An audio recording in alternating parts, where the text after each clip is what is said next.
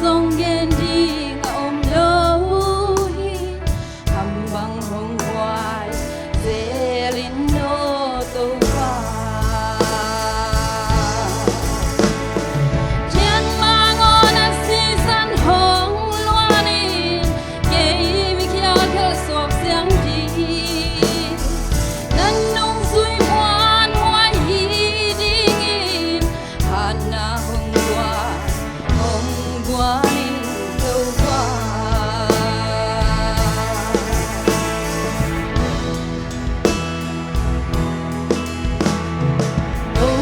kong sam na sai ke ya tin lo na te na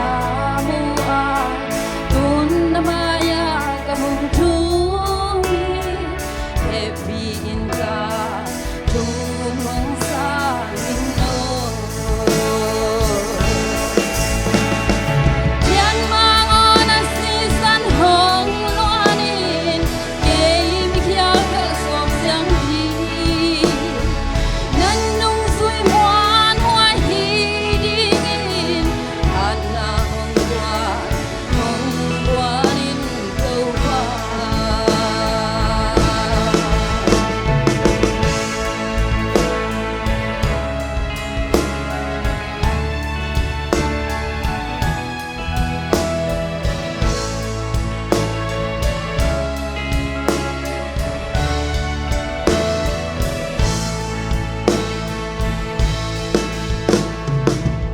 Hallelujah tong pa tong khat ka chin lo na te nong mai sa kha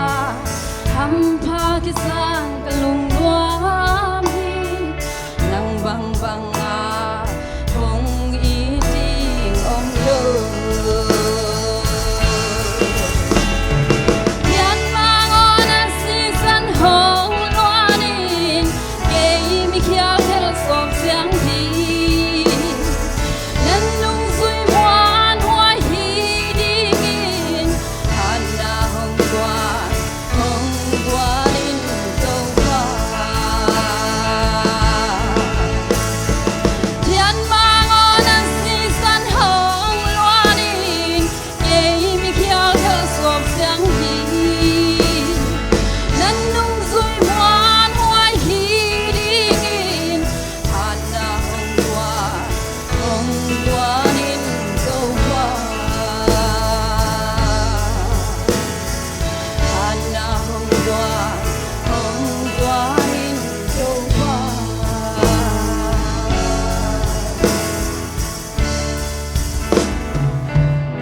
อยากใจสูง Amen. Hallelujah. Khut beng zia zia ni le. Hallelujah.